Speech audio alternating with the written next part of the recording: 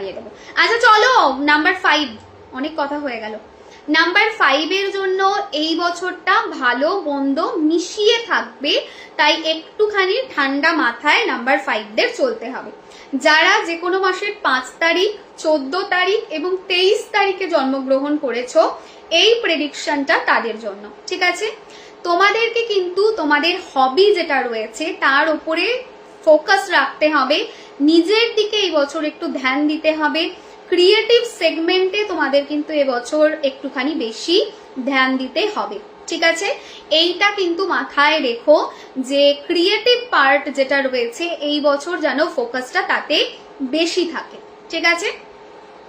Next জিনিস হচ্ছে ফাইন্যান্সের কনটেক্সটে ইয়ারটা ভালো, তবে কেয়ারফুল ডিসিশন নিতে হবে।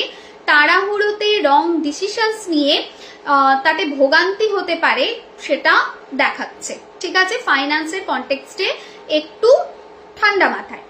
ম্যারেজের জায়গায় ওভারঅল তোমাদের ভালো বলা যেতে পারে, ম্যারেজের জন্য এই ইয়ারটা, ঠিক আছে, ভালো বলা যেতে তোমাদের পারে। ব্যালেন্স করে তোমাদেরকে কিন্তু চলতে হবে। তোমরা যারা নাম্বার 5 এর মানুষ আছো তারা নাম্বার 1, নাম্বার 3, নাম্বার 5, নাম্বার 6 এদের সাথে বিয়ের চিন্তা ভাবনা করতে পারো। তবে একটা জিনিস আমি বলি, এটাই কিন্তু সব নয়, অবশ্যই চার্ট একটা ম্যাটার করে, সেই ব্যক্তির ইন্ডিভিজুয়াল ম্যারিড লাইফটা একটা ম্যাটার করে। বাট তাও নাম্বার 1, নাম্বার 3, নাম্বার 5, নাম্বার 6 এদের সাথে তোমাদের ম্যারিড লাইফে কম্প্যাটিবিলিটি কিন্তু কম্পারেটিভলি অনেকটা বেটার। ব্যালেন্স তোমরা করতে জানো, এই ব্যালেন্স করে চললে কিন্তু এই বছরটা মোটের উপর ভালো যাবে।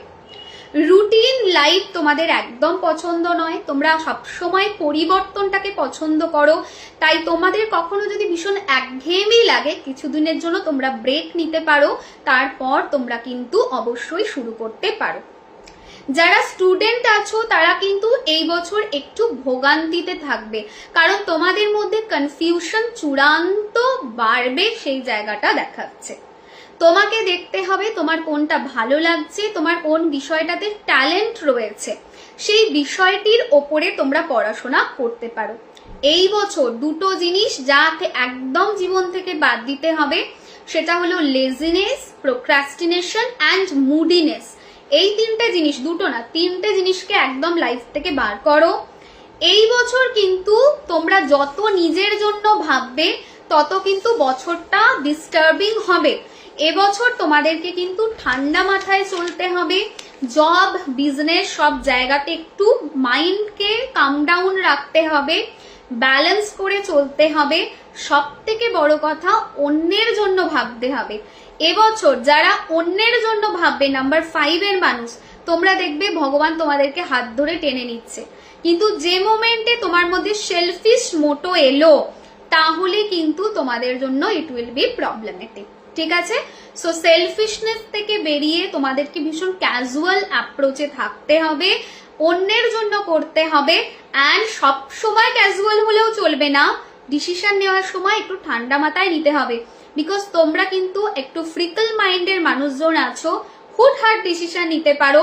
2026-এ হুটহাট ডিসিশন নিলে কিন্তু এটা ফায়ার ব্যাক করবে অ্যান্ড প্রবলেমেটিক তোমাদের জন্য এটা হবে। তোমাদের জন্য যেটা বেস্ট হবে, সারা বছর তোমরা যদি গণেশজির পুজো করতে পারো তাতে ভালো হবে। যে নাম্বারটা তোমাদের জন্য বডির বাঁ দিকে লিখলে ভালো হবে সেটা হচ্ছে নাম্বার 55। এটা তোমরা গ্রিন ইঙ্ক দিয়ে লিখতে পারো। সকাল সকাল ঘুম থেকে উঠে সূর্যদেবের ঊর্জাকে গ্রহণ করতে পারো। এটা তোমরা করে চললে কিন্তু অনেকটা ভালো হবে। এই বছর প্রচুর ভিজিট তোমরা করবে, বিভিন্ন জায়গাতে তোমরা বেড়াতে যাবে, তোমরা বিভিন্ন জায়গায় ট্রাভেল করবে, সেরকম কম্বিনেশন কিন্তু চার্টে রয়েছে। সুতরাং মানে কম্বিনেশনে রয়েছে, সুতরাং যদি ঘুরতেও যাচ্ছ ভালো করে ঘোরো, কোনো চাপ নেই। কিন্তু আবারও বলছি, পয়সার ক্ষেত্রে, ফাইন্যান্সের, career, in every aspect you should take careful decision, that will be good for you. Clear এটা? আচ্ছা,